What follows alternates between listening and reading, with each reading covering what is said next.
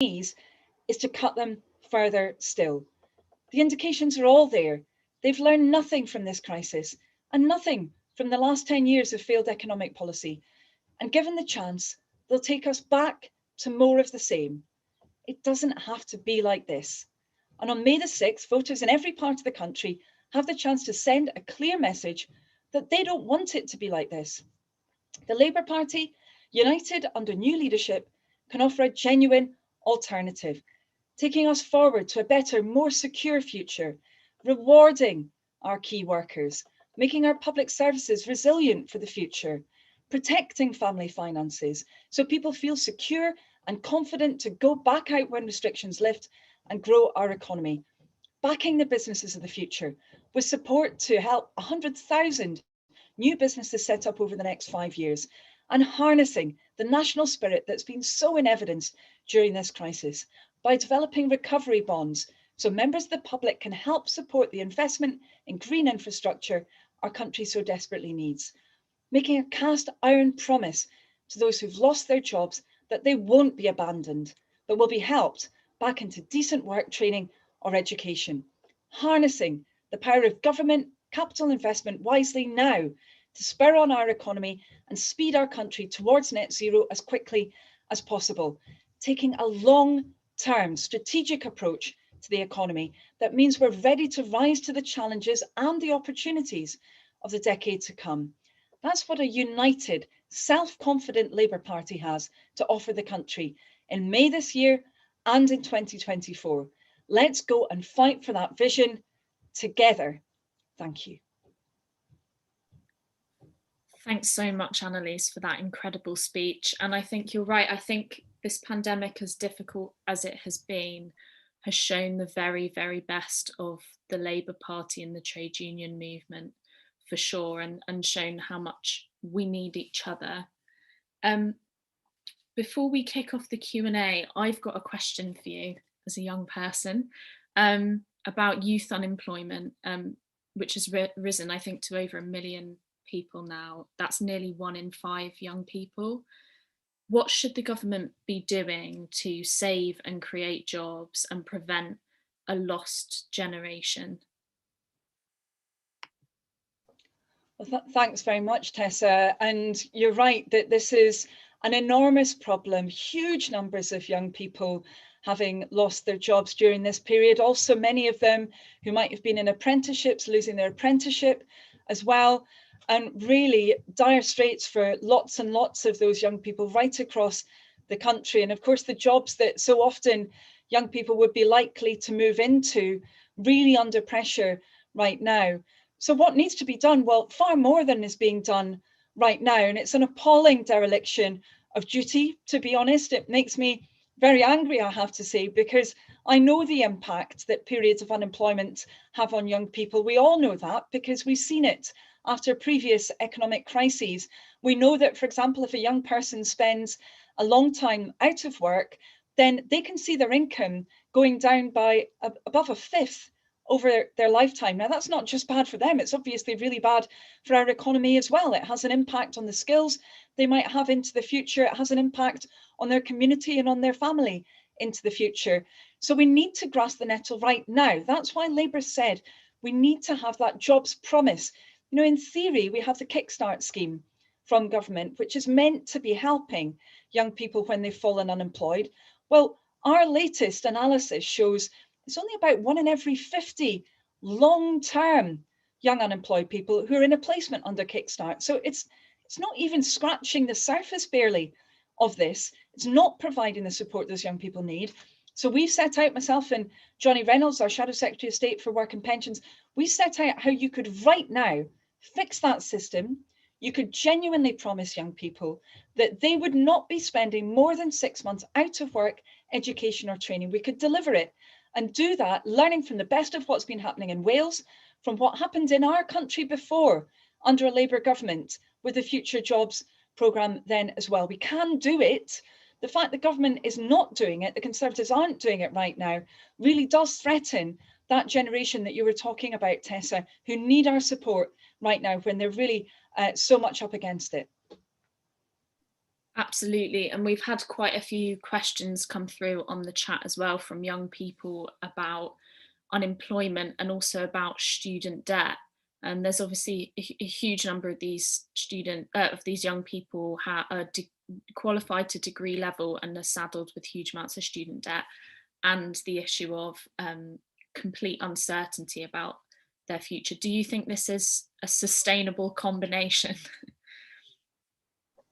Well, it really isn't in terms of people's individual finances, and we know that it has a big impact again for the rest of people's lives. It has a demographic impact actually as well, because when people have those debts that they're concerned about, even when they're income contingent, obviously it impacts on whether people are keen to become a homeowner, for example, even if they're able to amass a deposit, which is of course a big issue. And much of what the government's doing is just making the situation worse and making housing more expensive for young people, rather than actually enabling young people to access that secure, genuinely affordable housing that they need. So we really do need to have a more sustainable system into the future. And I suppose I just want to say to those young people who are on the call, I know there are a lot of them at the moment, just really want to express solidarity with all of you, because I know it's really hard right now. Lots and lots of people chasing the same jobs actually, much tougher than it usually is. And, while the situation should improve into the future, there's so much more that needs to be done to make sure those really good quality jobs are going to be put in place, and that we don't see just poor quality jobs coming in when unemployment starts to reduce. That would be a real tragedy if, yes, we get unemployment down, but actually we only have those additional jobs very often being, low paid, poor terms and conditions, and not what people can live on. Absolutely. We've had a really important point raised from Peter, who speaks about not just the economic crisis, but also the climate crisis, the full-on environmental crisis. I suppose the question might be how green an economic recovery should be. Well, it can't be a genuine recovery if it isn't green, if it's environmentally damaging, either in terms of its impact on carbon or indeed the rest of the natural environment and biodiversity, then it won't be a genuine recovery, because it won't be sustainable. And I have to say, I often find this discussion very frustrating, particularly with the Conservatives and those on the right of the political spectrum, because we've known since the time of the Stern report, how many years ago was that? We have known that the biggest threat to our economy in the long run, with no question, is the climate crisis. And of course, as a parliament, after Labour pressure, we've acknowledged that we are in the middle of a climate crisis. We've had now already enormous damage to our infrastructure because of the climate crisis. We've had that acknowledged with the landslip in North East Scotland, that was due to the climate crisis. And yet we are still taking economic decisions, unfortunately, and investment decisions and taxation decisions, which tend to ignore the climate crisis, or in some cases actually make it worse in terms of resource allocation. We can't put up with that anymore, not just from an environmental point of view, but from an economic one as well. They're twins, they must go together. Otherwise, we can't see that kind of sustainable future that we really need to. Absolutely. We're getting a lot of questions through the chat. For those of you who have your hands raised, please send them through to myself or Abby Burinsky using the chat function. We've had a lot of angry questions, which I very much empathise with, about the government's crisis of cronyism, with news stories breaking today and throughout the week, and perhaps the last few months.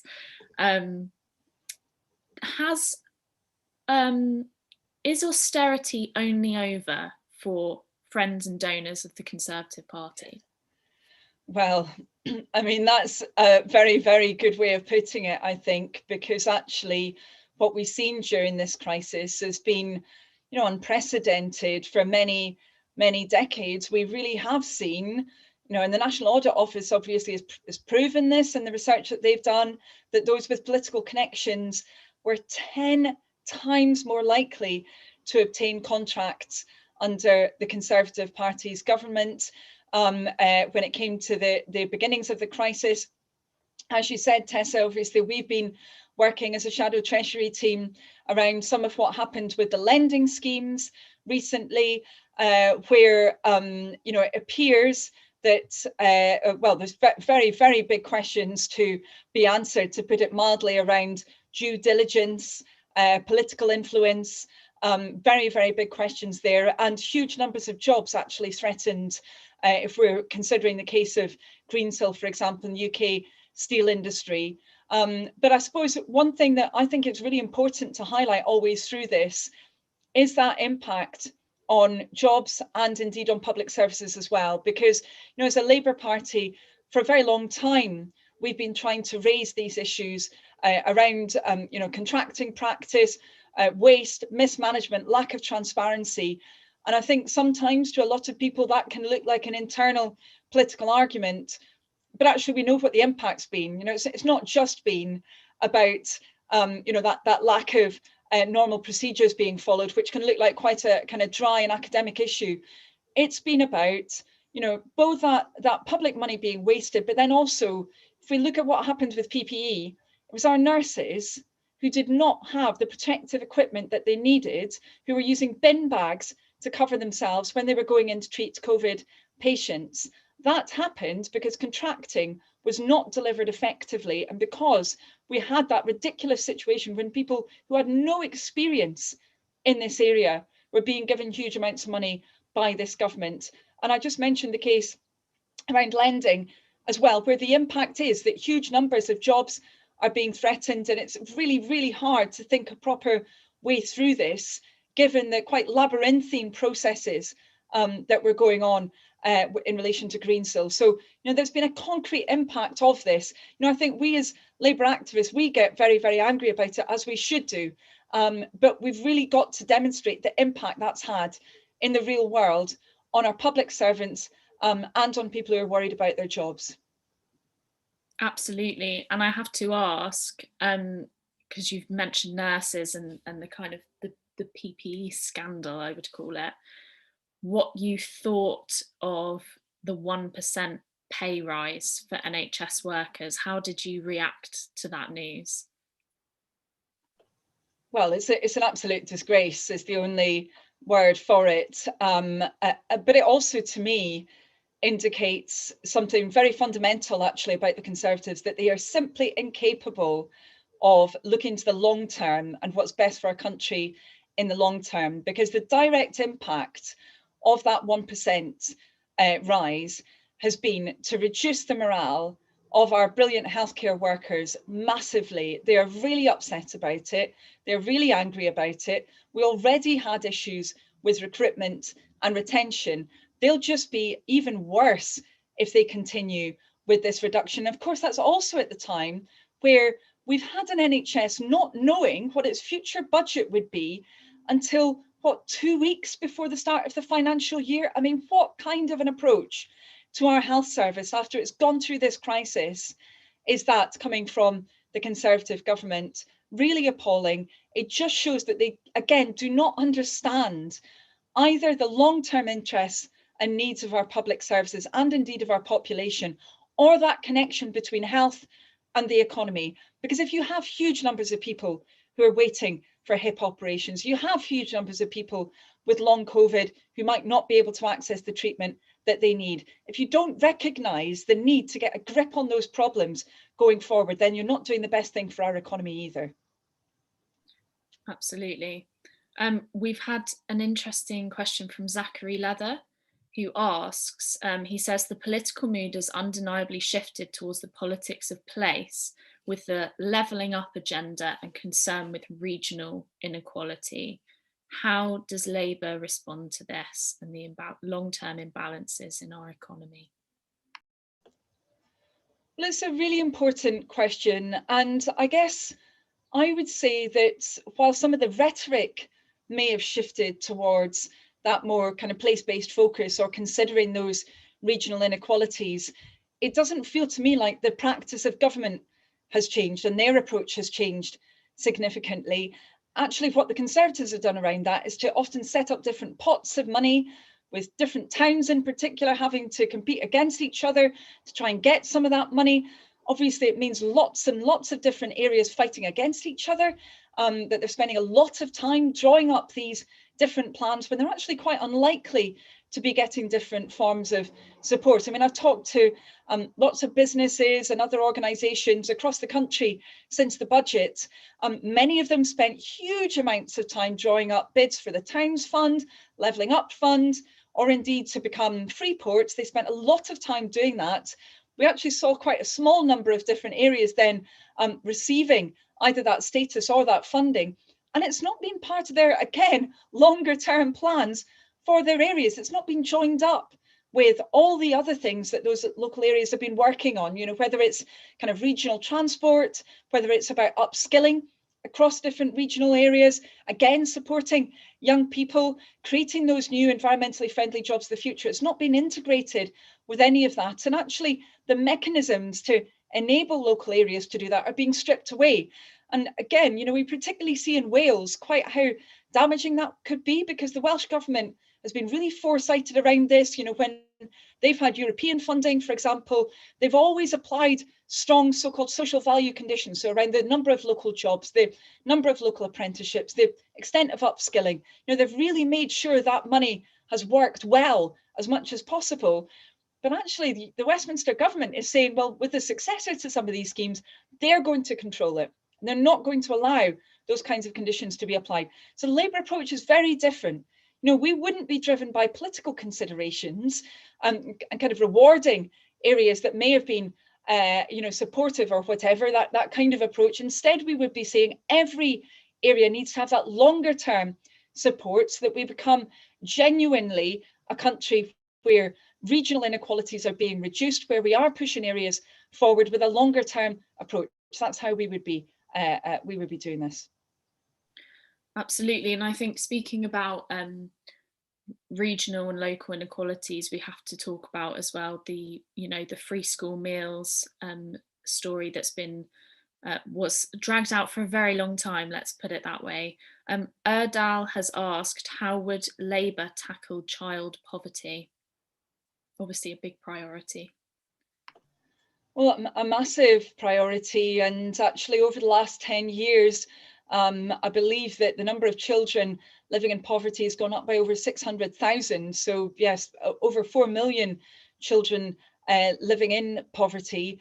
And that is not inevitable. We know it's not inevitable because, of course, under previous Labour governments, we managed to get the number of children living in poverty down. That was a target for government. It was something that all Labour, you know, every member of the party, and I remember that time being so proud of what we managed to do. Of course, we needed to do much, much more, but we did get that number down. And that's what we would have to do in the future. You know, it's a symbol really of whether we're genuinely a party that's got that moral fibre, whether we tackle that absolutely appalling situation for our children. First of all, it must come from sorting out social security, because we know what's happened under universal credit. We know what will happen this autumn if government cuts universal credit back again. You know, the impact on child poverty has been plotted by lots of different research organisations. They're very clear it will drive that child poverty up again. So we've said that we must switch to a fairer system around social security, that we cannot continue with that unfair universal credit system anymore. But until it can be changed, the government must retain that £20 uplift. But it should be doing other things as well. You know, people shouldn't have to wait for 5 weeks before they get that support. We shouldn't have that cap on support as well, that particularly harms a lot of the time children in bigger families, directly discriminatory towards children in larger families. So we must act around that.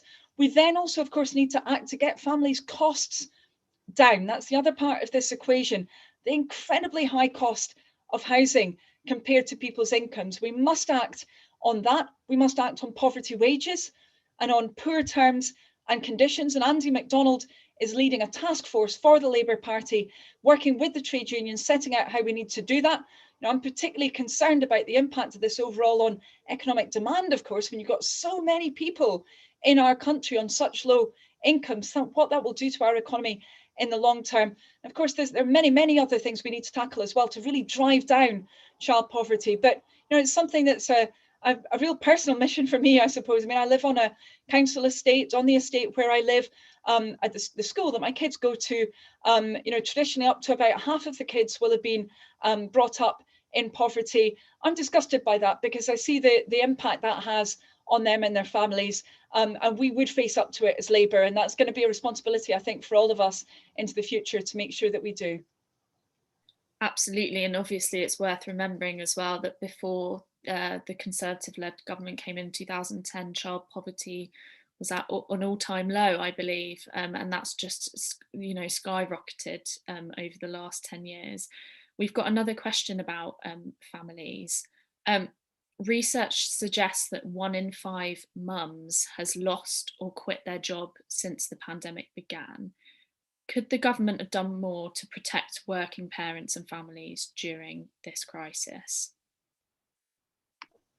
Yes, is the quick answer. Most definitely yes. And this has been a problem throughout the whole crisis. I remember last summer listening to the Prime Minister speak about the restrictions, and I was waiting and waiting and waiting and waiting for the advice and information for parents who were going to have to look after the kids when schools closed. I waited and I waited, and there was more information in the guidance about how people could play tennis than about what parents had to do when they had to look after the kids who were sent home from school.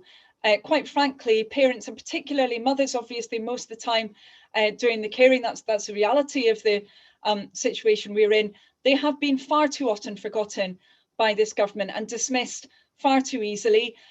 We had to fight time and time and time again, even just to get the government to put out guidance saying that furlough could be available for parents who are having to look after kids who are sent home from school.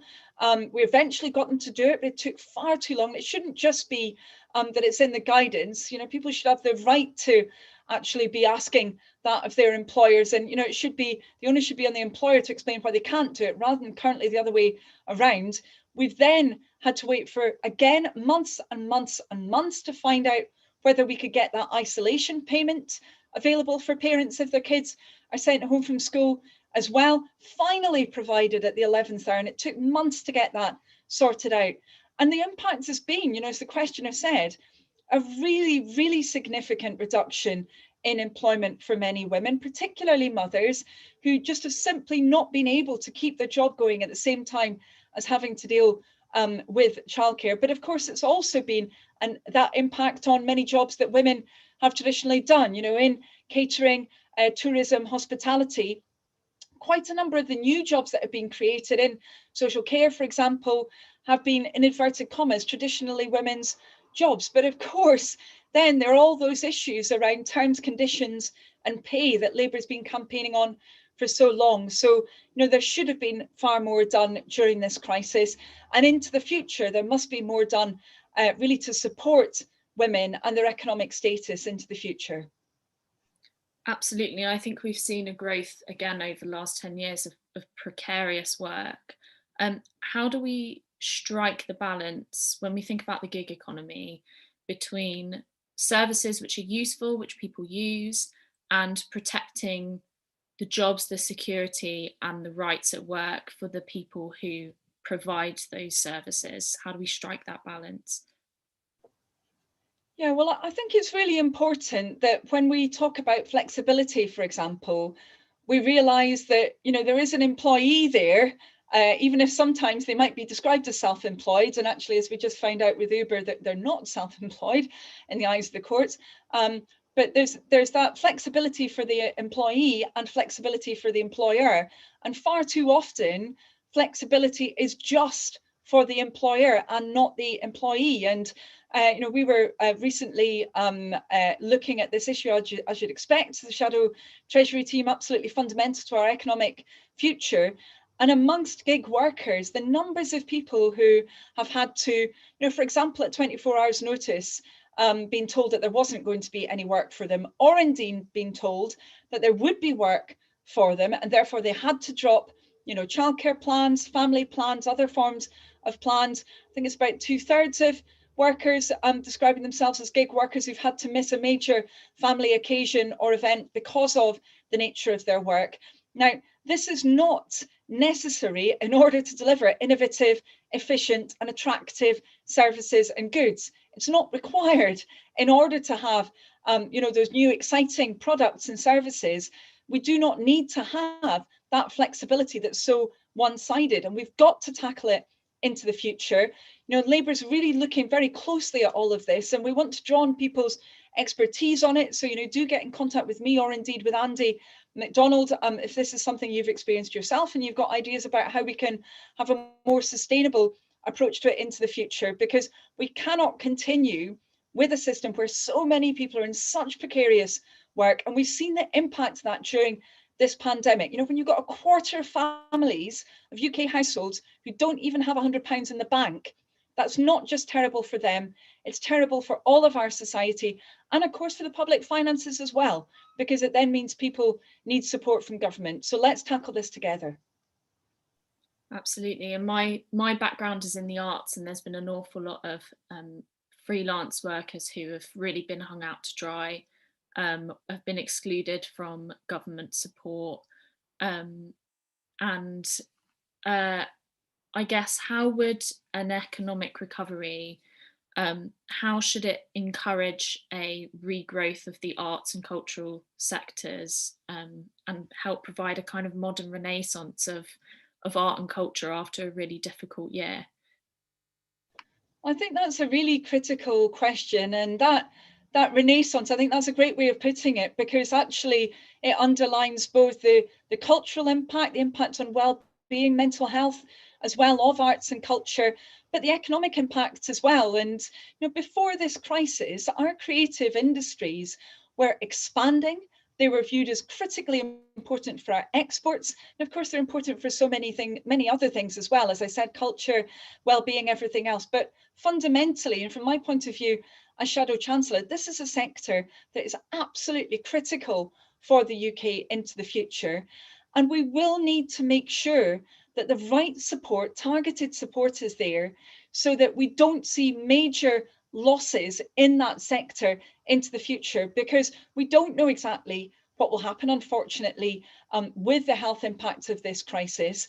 There are really critical, different, I think the right way to put it, but critical elements of the UK economy that are important for many cultural reasons as well, which we need to be nurturing for the future. If you think about, for example, the Edinburgh International Arts Festival, I met with a number of the organisations associated with it last year. It's the biggest arts festival in the world. The economic impact is enormous, as well as the cultural impact. Now, if we see a situation where, in say 2 years' time, it's really hard for that festival to be building back to its former strength, that will be bad for all of us. That will be bad for everyone in all of the UK, not just those people living in that city of Edinburgh. So that means making sure that targeted support's there, as I said. It means having a government that actually recognises that value of culture and the arts. All those discussions about viability, they're absolutely ridiculous. I think they're pretty offensive to a lot of people who worked in the arts, but they were also going against what's in our economic interests as well as our cultural interests as well. So we need to have a government much more committed to this. Certainly I am, Joe Stevens is as well, as responsible Shadow Secretary of State. I know Keir is as well. We really view the arts and culture as part of our future. So let's back them and make sure that they can be part of that recovery. Absolutely. And continuing on that theme of well-being and that sort of thing, Thomas R has asked, this pandemic has been disastrous for disabled people. What can we do to ensure that disabled people have the opportunities and choices we deserve? And should we focus not just on work, but more on meaningful, life-enhancing activity? I think that's a really important question from Thomas. And I think one thing that we really all of us have seen during this crisis has been what we can achieve when we work together, when really diverse communities work together to support each other, and the strength that we have across communities. And that's got to involve every part of our communities, of course. And I have to say, I've got very, very close friends, particularly in Oxford. We have a really strong disability labour group here, which is absolutely terrific. And, you know, they're very clear that so much has got to change for the future. You know, we've got to have a mindset change. And I think what Thomas said about, you know, different activities and contributions is really, really important there. We've also got to be, above all, getting over the really appalling denigration, frankly, of disabled people's human rights that we've seen over the last 10 years that's occurred, particularly in changes to social security, where it's just become harder and harder for people to make ends meet and to have anything approaching a decent life, actually, when they're trying to support themselves through social security. And of course, this crisis has made that worse because legacy benefits have not been uprated as universal credit has been. I mean, we've just been talking about how bad it would be when universal credit uplift is switched off in the autumn. Well, of course, you know, many of those disability related benefits haven't seen the increase at all feeding through to them. So people have really been in a very difficult situation. And then, of course, layered on top of that, you've had the impact of this crisis on disabled people in health terms as well. And you look at some of the statistics for people with learning disabilities, for example, and how the crisis has impacted on them in health terms as well as economic terms. It's been really dreadful. So we need to do far more. You know, I've been working with Marcia de Cordova and her team, and we need to intensify that for the future. Obviously, Marcia's our Shadow Secretary of State for Equalities. We need to be the party that's really setting out how we can have a much brighter future, including for people with disabilities, and really make sure that their voices are heard at the heart of those calls.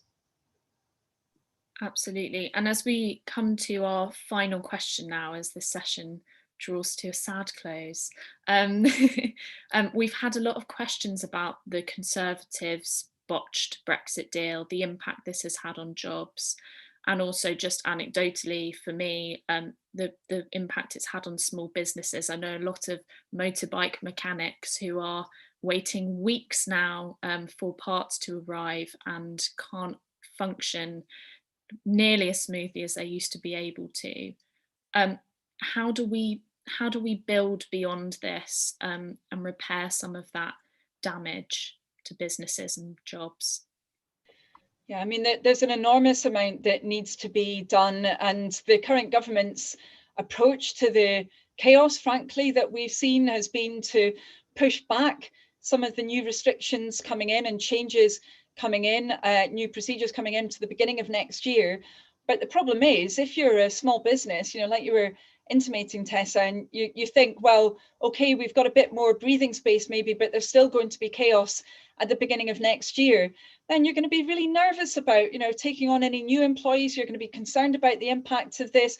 Many businesses actually right now saying, well, maybe we won't be involved in import-export anymore because it's just too difficult. It's just too stressful. That's the last thing that should be happening, particularly now when we've had that worst economic crisis of any major economy, of any economy in the G7. So we do need, first of all, to very rapidly get a grip on all of those problems. You know, we called for months for government to recruit more customs officers and customs agents. They haven't done it to the extent that's needed. So you've still got businesses, you know, who don't know who they can contact to find out quite basic answers to quite basic questions. You've got up to a half, I've heard, of consignments in containers going missing during all of this, up to half of them. I mean, if you think about the impact on, you know, say a one man or one woman band, just trying to get the supplies in that they need, trying to make the shipments that they need to make of their goods, it's just making that virtually impossible. So that's got to be gripped onto really speedily by government. There's no excuse for them not having done it until now. They need to provide much clearer guidance around these processes. They should be engaging to try and stop the situation where you have different countries then interpreting the rules differently. They should be trying to get more clarity around that. And they also need to be getting a grip on those parts of the deal that aren't nailed down. So, for example, for financial and related professional services, they employ 1 in 14 people across the UK, most of them outside London and the Southeast. They don't have yet that agreement. It's meant to be nailed down over the next week or so. Now, it looks like the Conservatives are just trying to actually manage expectations down rather than seeking to achieve the kind of deal that's necessary so that our businesses in the UK can keep trading with those in the EU 27. So much more needs to be done there so that we can protect those UK jobs and businesses.